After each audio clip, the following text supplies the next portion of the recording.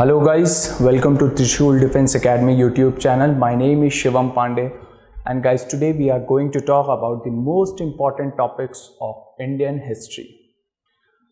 आप सभी का एक क्वेश्चन रहता है कि सर हिस्ट्री में इम्पॉर्टेंट टॉपिक्स हमें बता दो प्लीज़, क्या क्या पढ़ना है हमें। आप लोग क्या करते हो, बहुत सारे टॉपिक्स उठा लेते हो, उन टॉपिक्स पे अननेसेसरी टाइम दे देते हो जो कि आपके लिए ब्लंडर रहता है एग्ज़ाम के लिए।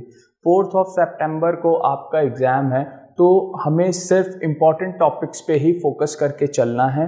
तो उन्हीं कुछ टॉपिक्स को मैं लेकर के आया हूँ आपके साथ। आज हम लोग इसी बात पे डिस्कस करेंगे। और एक चीज़ और मैंने देखी है, बच्चों को क्या लगता है कि जो हिस्ट्री है वो बहुत बोरिंग सब्जेक्ट लगता है, जबकि ऐसा बिल्कुल भी नहीं है। History is not at all boring. हमारी स्ट्रैटेजी सही नहीं होती है। क्यों? हम लोग क्या करते हैं, स्टार्टिंग में ही बहुत सारे स्टैंडर्ड बुक्स को उठा लेते हैं, वहाँ पे एक्सेस इंफॉर्मेशन दे दी जाती है, जबकि हमारे जो बेस है हमारा वो बेस क्लियर नहीं होता है, जिसकी वजह से हमें वो एक्स्ट्रा जो इन्फॉर्मेशन है वो हमें समझ में नहीं आती है। तो इस वजह से हमको लगता है कि हिस्ट्री बहुत टफ है या बहुत बोरिंग सब्जेक्ट हो जाता है, इस वजह से हम उसको नेग्लेक्ट करके चले जाते हैं। आप कोई भी एग्ज़ाम उठा लो, कोई भी, वेदर एसएससी ले लो, स्टेट पीसीएस ले लो, यूपीएससी जो भी एग्ज़ाम कंडक्ट करवाती है ले लो, एनडीए, सीडीएस, कोई भी एग्ज़ाम आप देख सकते हो, एफकेट के बारे में भी बात कर लो। हिस्ट्री का हर एग्ज़ाम में एक इम्पॉर्टेंस होता है। हम इस टॉपिक को, इस सब्जेक्ट को नहीं निगलेक्ट करके चल सकते हैं, ठीक है। ये सब्जेक्ट हमारे लिए बहुत ज़्यादा इम्पॉर्टेंट होता है। तो आज उसी के बारे में हम लोगों को बात करनी है कि हिस्ट्री जैसे सब्जेक्ट्स में कौन कौन से इंपॉर्टेंट टॉपिक्स हैं जिस पे हमें फोकस दे करके चलना है, राइट। तो अपने डिस्कशन को हम लोग आगे बढ़ाते हैं और आते हैं हमारे पहले टॉपिक पे, जो है Indus valley civilization. Now guys, Indus valley civilization के बारे में हमें बात करनी है तो इसमें हमें देखना पड़ेगा, जो हमको देखो पढ़ना कैसे। पहली चीज़ हमें देखना है कि जो इंडस वैली पीपल हुआ करते थे, उनका जो सोसाइटी होती थी वो सोसाइटी किस तरीके की हुआ करती थी, ठीक है। हमको पता होना चाहिए कि कास्ट बेस्ड सोसाइटी थी कि क्लास बेस्ड सोसाइटी थी, ऑक्यूपेशन कैसा था, इस बारे में हमें पता होनी चाहिए। फिर उसके बाद हमें इनके टाउन्स के बारे में भी पता होना चाहिए, इनके टाउन्स कैसे हुआ करते थे, राइट। और फिर आर्ट इफेक्ट्स के बारे में पता होना चाहिए। इन सब चीज़ों के बारे में हमें नॉलेज होनी चाहिए। उसके बाद हमें टाउन प्लानिंग सिस्टम, इनका टाउन प्लानिंग सिस्टम किस तरीके से हुआ करता था, इसके बारे में भी हमें जानकारी होनी चाहिए, है ना। अपर टाउन जो था उसको हम लोग सिटाडेल एरिया कहते थे, लोअर सिटी हुआ करती थी। सिटाडेल में कुछ और इम्पॉर्टेंट टाउन्स तरह के बनाए गए थे, जैसे कि ग्रेट बाथ लेक बनाया गया था, ग्रेनरी बनाई गई थी, असेंबली हॉल बनाया गया था। ये सारी चीज़ें हमें पता होनी चाहिए। उसके बाद इनकी इंडस वैली के जो लोग हुआ करते थे, इनकी इकोनॉमिक कंडीशन कैसे हुआ करती थी, इनकी इकोनॉमी किस चीज़ पे डिपेंडेंट हुआ करती थी, इस बारे में भी हमें पता होना चाहिए। फिर उसके बाद पॉलिटिकल लाइफ के बारे में भी पता होना चाहिए हमें। तो इस तरह से हम लोग चीज़ों को लेकर के चलते हैं। देन उसके बाद phases of Indus valley, Indus valley जो सिविलाइजेशन थी उसके कितने फेज थे उसके बारे में भी हमें पता होना चाहिए। उसके बाद जब इंडस वैली सिविलाइजेशन का डिक्लाइन किस तरीके क्यों हुआ था, उसके पीछे के रीजंस क्या क्या थे, ये सारी चीज़ें हमें कवर करके चलनी पड़ेगी। तो ये 60 टॉपिक्स हैं जो हमें, इन सब टॉपिक्स हैं इंडस वैली सिविलाइजेशन के जो हमें पता होना चाहिए। फर्स्ट वन इज सोसाइटी और रिलीजन, इनका कैसा हुआ करता था। फिर उसके बाद इंपॉर्टेंट टाउन्स एंड और आर्ट एंड आर्किटेक्चर्स, इनके किस तरीके से हुआ करते थे। जो डांसिंग गर्ल हुआ करती थी, मोहनजोदारो के अंदर कुछ एक्सकेवेशंस में हमें मूर्तियां मिली थी, उसके बारे में भी हमें पता होना चाहिए। देन टाउन प्लानिंग सिस्टम कैसे होती थी, इकोनॉमिकली वो लोग किस तरीके की कंडीशंस में रहते थे, ठीक है। पॉलिटिकल लाइफ कैसी थी। फेज ऑफ इंडस वैली, कितने फेज, 3 फेजेस में थे। प्रोटो हड़प्पा फेज हुआ करता था, मैच्योर फेज होता था, फिर डिक्लाइन फेज, 3 फेज में ये सोसाइटी डिवाइड की गई है हिस्टोरियंस के द्वारा। उसके बाद कॉज ऑफ डिक्लाइन के बारे में बात करनी है। तो ये हमारा सब टॉपिक है, हमें इस तरीके से अपनी स्ट्रैटेजी लेकर के चलनी पड़ेगी, ठीक। नेक्स्ट टॉपिक जो आता है वो आता है हमारा आर्यन सिविलाइजेशन और द वैदिक एज, जिसको हम लोग कहते हैं। वैदिक एज को अगेन दो पार्ट में सब डिवाइड किया गया है, दैट इज द अर्ली वैदिक एज एंड द लेटर वैदिक एज में। अर्ली वैदिक एज हम उसको कहते हैं जहां पे आर्यंस के पास आयरन की नॉलेज नहीं हुआ करती थी। लेटर वैदिक फेज को हम लोग उस फेज को कह देते हैं जब जो आर्यंस हुआ करते थे इनके पास आयरन की नॉलेज हो गई थी, उस फेज को हम लोग लेटर वैदिक फेज कह दिया जाता है। तो हमें इसमें क्या कौन कौन से सब टॉपिक्स के बारे में पता होना चाहिए, दैट इज द ओरिजिन के बारे में पता होना चाहिए। वैदिक लिटरेचर्स के बारे में हमें जानकारी होनी चाहिए। इनकी रिलीजियस लाइफ क्या हुआ करती थी, कंपैरिजन हमें पता होना चाहिए आर्यंस और अर्ली आर्यंस और लेटर आर्यंस की जो रिलीजियस लाइफ हुआ करती थी, कौन कौन से भगवान इंपॉर्टेंट हुआ करते थे, गॉड एंड गॉडेसेस, उसके बारे में हमें पता होना चाहिए। देन सोसाइटी ऑफ आर्यंस, इनकी सोसाइटी कास्ट बेस्ड पे हुआ करती थी या क्लास बेस पे हुआ करती थी। अर्ली आर्यंस की सोसाइटी कैसी हुआ करती थी और लेटर आर्यंस की सोसाइटी के कंडीशंस क्या हुआ करते थे। तो इन सब चीजों के बारे में हमें पता होना चाहिए। फिर उसके बाद पॉलिटिकल लाइफ कैसी हुआ करती थी, इनकी इकोनॉमिकल कंडीशन क्या हुआ करती थी, इनकी जो इकोनॉमी थी वो किस चीज पे, अर्ली आर्यंस की जो इकोनॉमी थी वो एनिमल हस्बेंड्री पे डिपेंड करती थी और जो लेटर आर्यंस की इकोनॉमी थी वो एग्रीकल्चर एग्रेरियन इकोनॉमी कहलाया करती थी। तो ये छोटी छोटी मगर मोटी बातें हो जाती हैं जो हमें पता होनी चाहिए।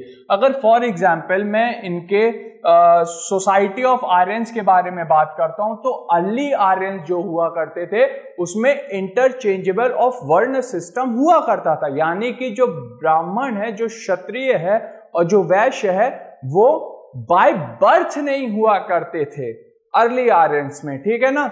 वो कैसे हुआ करते थे, बाय ऑक्यूपेशन हुआ करते थे। बट यही चीज लेटर वैदिक एज में या लेटर आर्यंस में ये चीज हेरिडिटरी हो गई थी, बाय बर्थ होने लग गई थी सोसाइटी। तो ये सारी चीजें हमें पता होनी चाहिए और इनकी इकोनॉमिक कंडीशन, पॉलिटिकल कंडीशन, उसके बाद बट ऑब्वियसली हमें डिफरेंस भी पता होना चाहिए इंडस पीपल और आर्यंस के बीच में, इन दोनों के बीच में डिफरेंस क्या है, ठीक है ना, इसके बारे में भी हमें जानकारी होनी चाहिए। तो ये सब टॉपिक हो गए। आप इस तरीके से अगर कैटेगराइज करके पढ़ोगे ना तो ट्रस्ट मी चीजें आसान हो जाएंगी, कॉम्प्लेक्स नहीं होंगी और आपको ब्रेन बूस्टिंग के लिए बहुत ज्यादा हेल्पफुल रहेगी अगर आप इस तरीके से एक टॉपिक बना लिया, उसके कई सारे सब टॉपिक्स हैं आपने कवर कर लिए, उसके बाद जब आपको ब्रेन स्टॉर्मिंग करनी रहेगी ना तो ये बहुत ज्यादा इजी रहेगा आपके लिए, ठीक है ना।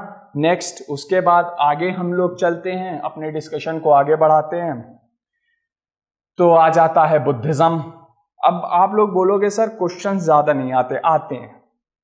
यूपीएससी खेलता है कभी कभी हमारे साथ, ठीक है। किस तरीके से खेलता है यूपीएससी क्या करता है कि इस साल अगर उसने क्वेश्चंस कम पूछे, अगले साल हो सकता है फिर से कम पूछे, लेकिन जब थर्ड टाइम पूछेगा ना तो क्वेश्चन भर भर के आएंगे। Remember this thing.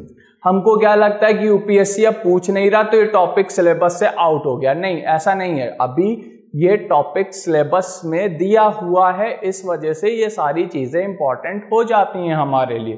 तो हम निगलेक्ट करके नहीं चल सकते किसी भी चीज को।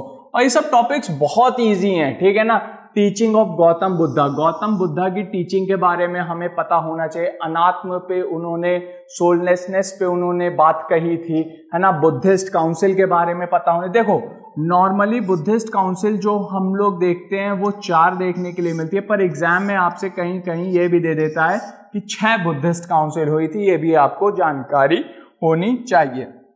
लाइफ ऑफ गौतम बुद्धा की जो लाइफ है, इनके पिताजी का नाम, इनकी माताजी का नाम आपको पता होना चाहिए।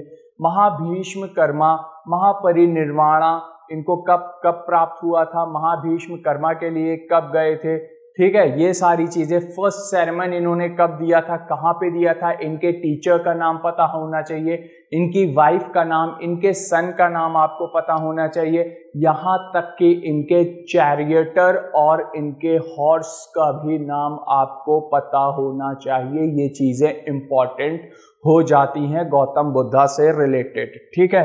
नेक्स्ट, उसके बाद इंपॉर्टेंट बुक्स जो हैं बुद्धिज्म से रिलेटेड, उसके बारे में भी हमें पता होना चाहिए। और again the most important thing, cause of decline.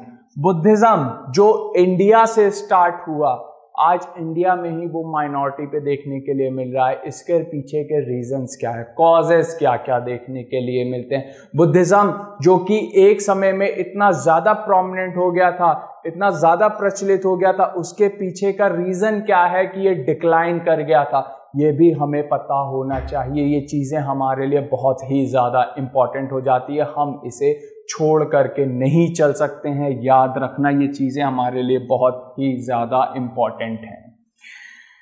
Next, again Jainism पे हम लोग आ जाते हैं। जैनिज्म में सेम वही चीजें, महावीरा एंड हिज टीचिंग्स के बारे में, और जैनिज्म्स की काउंसिल्स कब हुई थी, बुक्स कौन कौन थी, कॉज ऑफ डिक्लाइन क्या थे, ये सारी चीजें हमें पता होनी चाहिए। जैनिज्म के बाद हम लोग आते हैं हमारे मौर्यन एम्पायर पे। तो मौर्यन एम्पायर पे जब हम लोग आते हैं तो हमें एक चीज पता होना चाहिए, वो है अशोका। अशोका के बारे में डिटेल में हमें पता होनी चाहिए। देखो, यूपीएससी अशोका से रिलेटेड जो क्वेश्चन पूछता है ना, वो इनकी धम्मा पॉलिसी से पूछेगा, फॉरेन पॉलिसी से पूछेगा, किंगशिप से क्वेश्चन पूछ लेगा, उसके बाद art and architecture, art and architecture, यही चार चीजें जो रहती हैं। धम्मा पॉलिसी, अशोका की धम्मा पॉलिसी क्या थी, क्या ऐसा रीजन बन गया कि ग्रेट अशोका ने वॉर को छोड़ दिया। कलिंगा वॉर में ऐसी क्या चीजें थी अशोका को जो इन्फ्लुएंस कर गई थी, जिसके बाद अशोका ने बुद्धिज्म को अपना लिया था। और बुद्धिज्म को अपनाया, फिर अशोका ने जो एक्सपेंशन किया था वो वॉर के थ्रू नहीं किया था, वो कल्चरल एक्सपेंशन अशोका ने किए थे। ये चीजें भी हमें पता होनी चाहिए। और उसके बाद अशोका की फॉरेन पॉलिसी कैसे होती थी, किंगशिप क्या हुआ करता था, तो इस बारे में भी हमें पता होना चाहिए। सेम चीजें यहीं पे ही लिखी गई हैं, आर्किटेक्चर, एडमिनिस्ट्रेशन, सोसाइटी, ये सारी चीजें हमें बट ऑब्वियस सी बात है पता होनी चाहिए। नेक्स्ट, आगे जब हम लोग चलते हैं, that is the south Indian history. South Indian history में हमें संगम एज के बारे में नॉलेज होनी चाहिए। संगम एज, कौन राजा थे, क्या सोसाइटी थी, कैसा एडमिनिस्ट्रेशन था। Same goes for Satavahanas and same goes for Cholas, Cheras, Pandyas, ये सब जो हुआ करते थे, इनके बारे में भी हमें पता होना चाहिए। तो ऐसे एक टॉपिक है हमारा, उसके कई सब टॉपिक्स देखने के लिए मिलेंगे। इस तरीके से हमारी स्ट्रैटेजी होनी चाहिए। नाउ नेक्स्ट टॉपिक पे हम लोग आते हैं, जो कि है गुप्ता एम्पायर।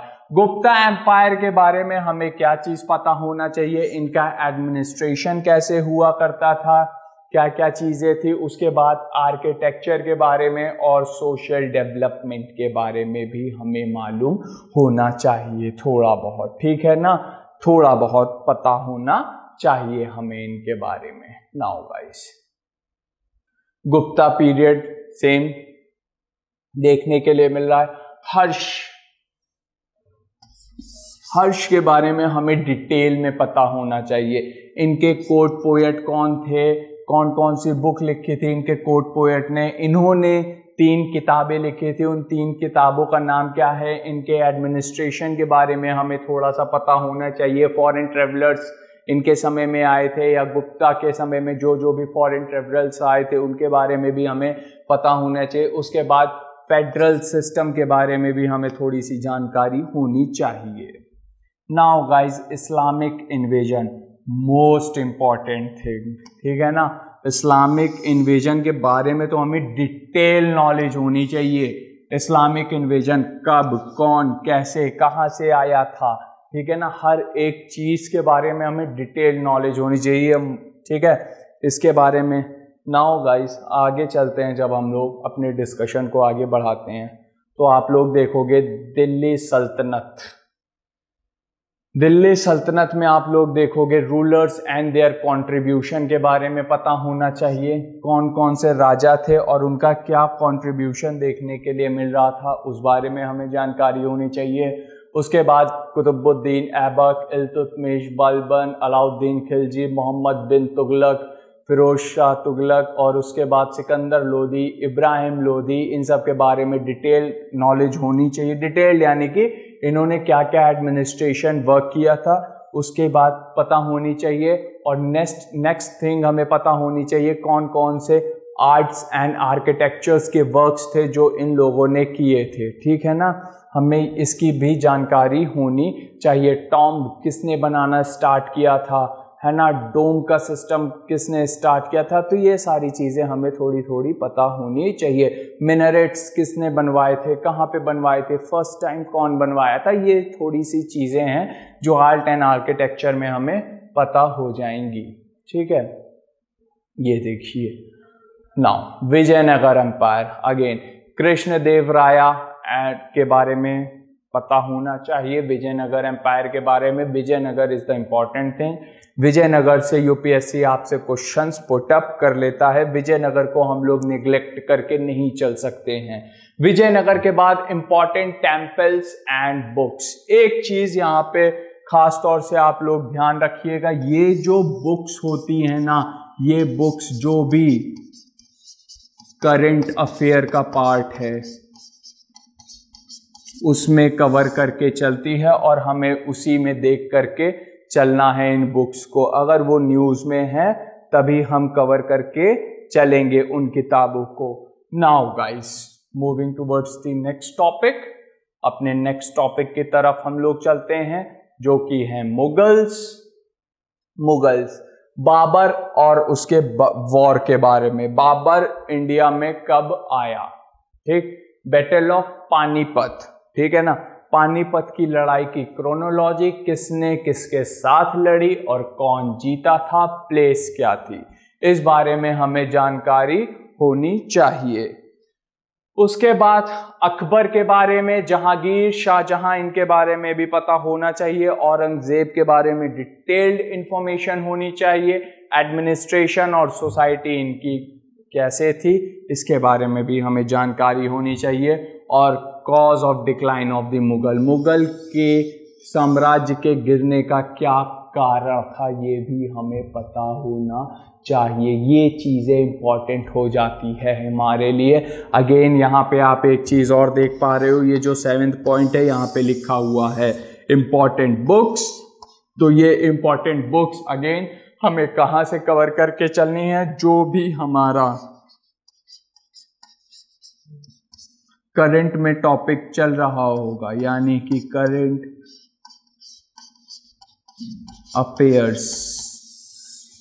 अफेयर्स से हमें इस चीज को कवर करके चलना पड़ेगा, वहां पे ये चीज हमारे लिए इंपॉर्टेंट हो जाती है। अब आते हैं हम लोग मराठास पे। मराठास को भी बिल्कुल भी नहीं छोड़ा जा सकता। बेसिकली जितने टॉपिक भी मैंने आपको बताए हैं ना, इन टॉपिक्स पे फोकस करना ही करना है, इनको हम लोग नेग्लेक्ट करके नहीं चल सकते कि इसमें से हम कुछ भी छोड़ देंगे तो हमारा काम बन जाएगा। नहीं बेटा, ये यूपीएससी है, ठीक है ना, ये सीडीएस है, कोई हलवा नहीं है। तो इस वजह से हमें हर चीज़ को कवर करके चलना पड़ेगा। तो मराठास में हमें सबसे पहले पता होना चाहिए शिवाजी के बारे में, बट ऑब्वियसली डिटेल में पता होना चाहिए कि शिवाजी ने किस तरीके से एक साम्राज्य की स्थापना करी थी, क्या क्या रीजंस थे, इनके बैकग्राउंड के बारे में हमें नॉलेज होनी चाहिए। फिर उसके बाद एडमिनिस्ट्रेशन पॉलिसीज़ के बारे में, और अगेन जो पेशवाज हैं एंड देयर एडमिनिस्ट्रेशन, पेशवा और उनके एडमिनिस्ट्रेशन के बारे में भी पता होनी चाहिए। और एक और चीज याद रख लो, Anglo Maratha wars, Anglo Maratha wars के बारे में पता होनी चाहिए। कितने एंग्लो मराठा वॉर हुए, उनके पीछे के केसेस बिलय क्या क्या थे, बेसिकली रीजंस क्या क्या थे, ये भी हमें पता होना चाहिए। और उसके बाद हमें ये भी पता होना चाहिए उस वॉर को कौन जीता था और कौन हारा था और कौन सी ट्रीटी साइन करी गई थी, ये चीजें हमें पता होनी चाहिए इसके बारे में। नाउ गाइस, मराठास,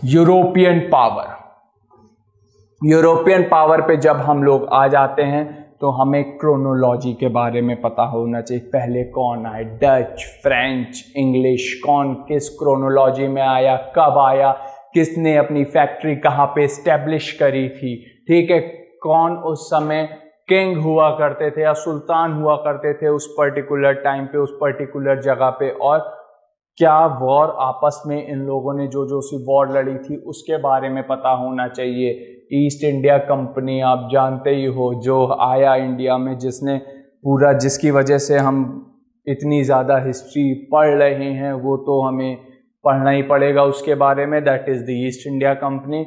उसके बाद इम्पॉर्टेंट गवर्नर जनरल्स हो जाते हैं और उनके वर्क देखने के लिए मिलते हैं, जैसे वॉरेन हेस्टिंग, कॉर्नवालिस देखने के लिए मिलता है, वेलेस्ली हो गया, विलियम बेंटिक हो गया, कर्जन हो गया, ये देखने के लिए मिल रहे हैं, डलहौजी हो गया, ठीक है, लिटन हो गया, रिपन हो गया, माउंटबेटन हो गए, तो इनके बारे में भी हमें जानकारी होनी चाहिए। फिर British rule impact on India, जो ब्रिटिश साम्राज्य था उसका भारत के ऊपर, भारत की सोसाइटी के ऊपर क्या इम्पैक्ट था, ये भी हमें पता होना चाहिए, इसके बारे में भी हमें नॉलेज होनी चाहिए। बेसिकली ये हर टॉपिक का एक सब टॉपिक्स हैं, ये पूरा मैं आपको एक ब्रेकअप बता रहा हूँ, ठीक है ना।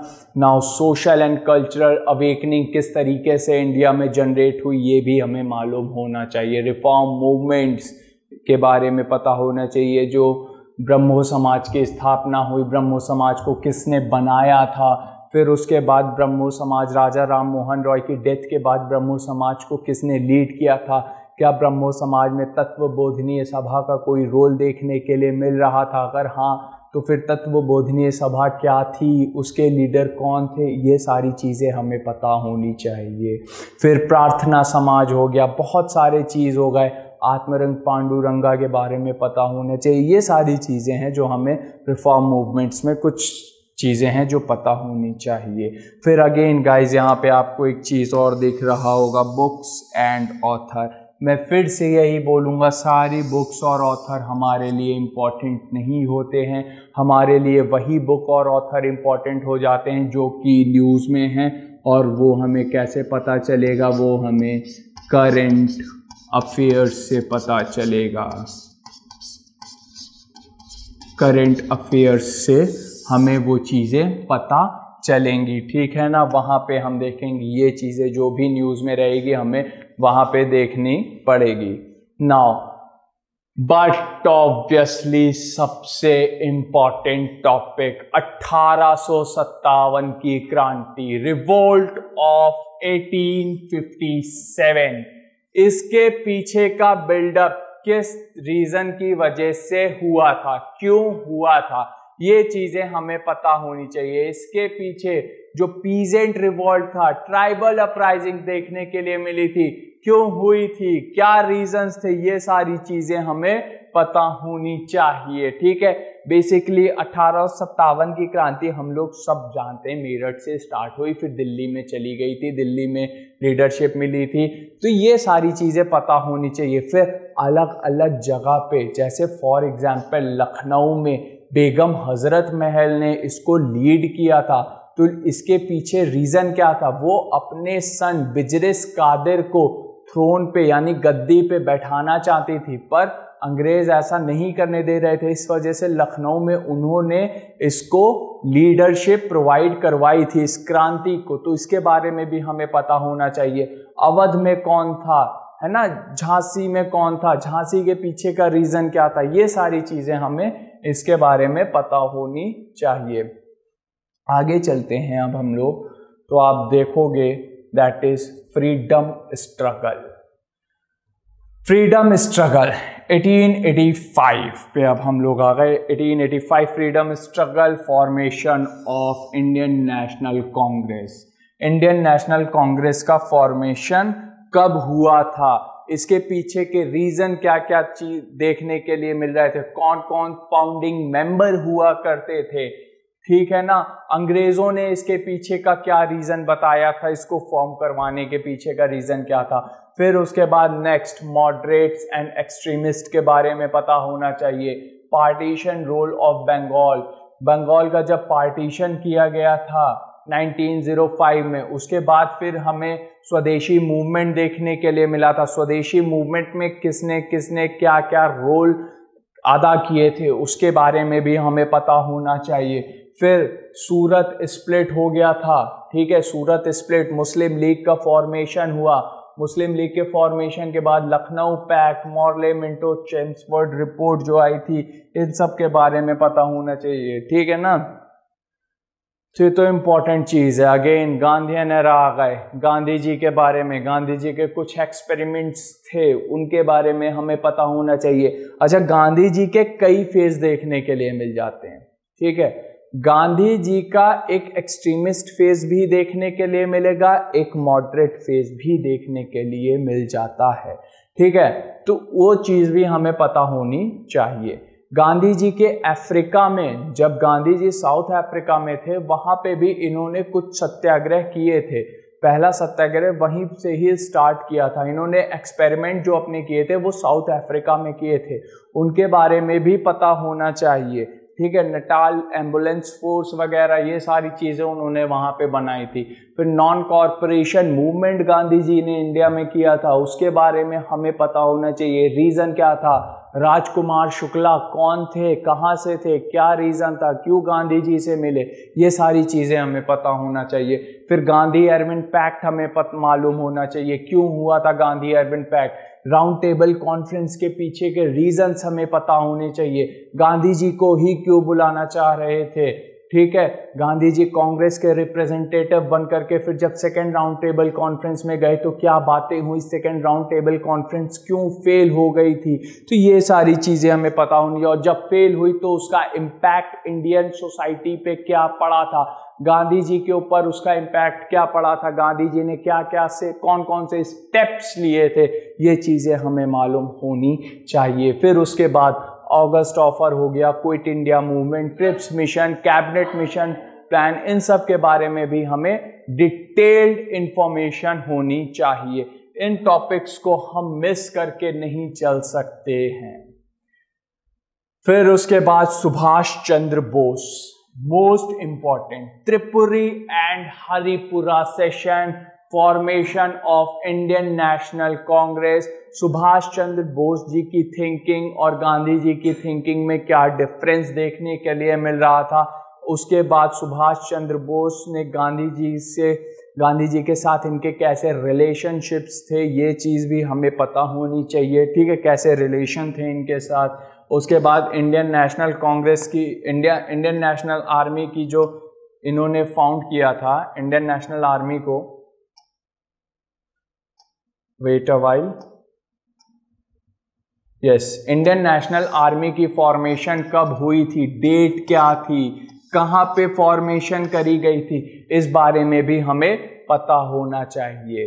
Okay, now guys, Mountbatten plan, Mountbatten plan जो इंडिया इंडिपेंडेंस एक्ट जिसे हम लोग क्या देते हैं, ये कब आया था, इसके प्रोविजन क्या क्या थे, ठीक है ना, क्यों लाया गया था, ये सारी चीज़ें भी हमें पता होनी चाहिए। गवर्नमेंट्स ऑफ इंडिया एक्ट्स जितने थे उनके बारे में भी जानकारी होनी चाहिए, ठीक है।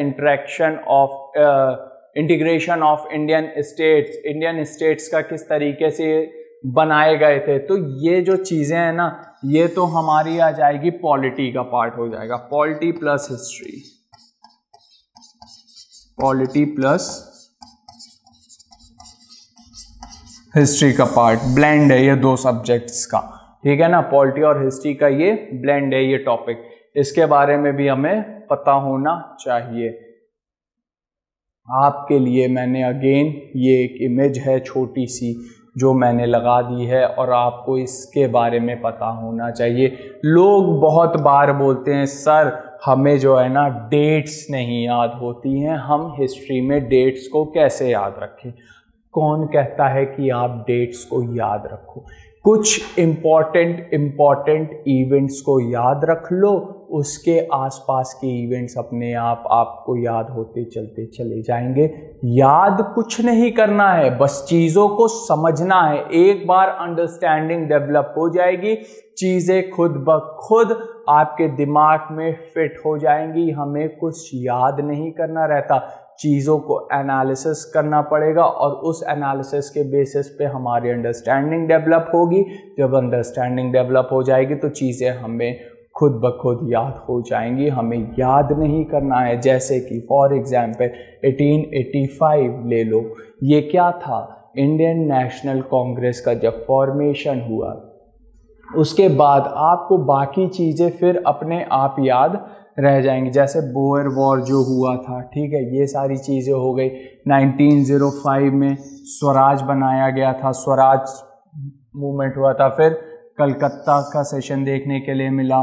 1906 मुस्लिम लीग की फॉर्मेशन, 1907 सूरत स्प्लिट। तो ये सारी चीज़ें जब आप बार बार चीज़ों को रिपीट करते जाओगे, चीज़ें आती जाएंगी, दिमाग में घूमेगी वही चीज़, रिवीजन होगा तो चीज़ें अपने आप याद हो जाएगी। डेट्स याद नहीं करनी है। अभी कोई किसी से ऐसे डेट पूछ ले तो नहीं बता पाएगा। चीज़ों का बैकग्राउंड जब आप समझोगे ना, रीजन समझोगे शुरू से लेकर के अंत तक, जब आप चीज़ जान जाओगे तो हर चीज़ आसान हो जाएगी और आगे की अपने आप आपको समझ में आने लग जाएगी। बेसिकली आप अपना एक फाउंडेशन डेवलप करो, ठीक है ना। तो ये एक चार्ट है जो कि इम्पॉर्टेंट हो जाता है। आप चाहो तो इसका स्क्रीनशॉट ले सकते हो। ये बहुत इम्पॉर्टेंट डेट्स हो जाती हैं जो आपको क्विक रिवीजन, फिर से बोल रहा हूँ, क्विक रिवीजन करने में हेल्पफुल होती है। मैं साइड हो गया, अगर आप चाहते हो तो स्क्रीनशॉट ले लो इसका, नहीं तो त्रिशूल डिफेंस एकेडमी के जो टेलीग्राम चैनल है उस पर आपको इसका पूरा PDF मिल जाएगा। ओके गाइस, सो गाइस ये सारी चीज़ें थी जो हमें पता होनी चाहिए। अब आते हैं हम अपनी एक चीज़ पे जो है कि आप लोग बहुत पूछते हो, सर क्या करें इसका, कौन सी किताब ले लें। पूरी राम कथा तो सुना दी, एक एक टॉपिक बता दिया, अब थोड़ा सा इसके बारे में भी हमें प्लीज बता दीजिए। तो सबसे पहली और इम्पॉर्टेंट चीज that is NCERT। NCERT is the most important thing जिसे आपको पढ़ना है। इसमें मैं जितने स्टार मार्क कर दूं उतने कम है। NCERT आपका बेस है, एक अंडरस्टैंडिंग डेवलप करेगा आपकी। NCERT ही सबसे इम्पॉर्टेंट बुक है आप लोगों के लिए। उसके बाद अगर कुछ होते हैं कि सर हमने NCERT भी पढ़ ली, शौक होता है कि हमें और कोई भी बुक पढ़नी है, तो आप बिपिन चंद्रा की जो मॉडर्न इंडिया की बुक है आप उसको फॉलो कर सकते हो। लेकिन एंशिएंट और मिडिवल के लिए आप NCERT ही फॉलो करोगे, ये मैं सजेशंस आपको दे सकता हूँ। मानना न मानना ये आपके ऊपर डिपेंड करता है। फिर उसके बाद बिपिन चंद्रा ले सकते हो या तो स्पेक्ट्रम देख सकते हो। स्पेक्ट्रम बहुत ही ज़्यादा वास्ट हो जाएगी, लेकिन बिपिन चंद्रा को आप प्रेफर कर सकते हो अपने लेक्चर, अपने स्टडी के लिए। तो guys this is all for the day. I will see you in next lecture. Thanks a lot. जहां बनते हैं देश के गौरव, इंडिया का एकमात्र ऐसा कोचिंग इंस्टीट्यूट जहां कैडेट्स को ट्रेन किया जाता है आने वाले डिफेंस एग्जाम के अनुसार। अगर आपका भी सपना है भारतीय सेना में शामिल होकर देश की सेवा करने का, तो आज ही ज्वाइन करें त्रिशूल डिफेंस एकेडमी।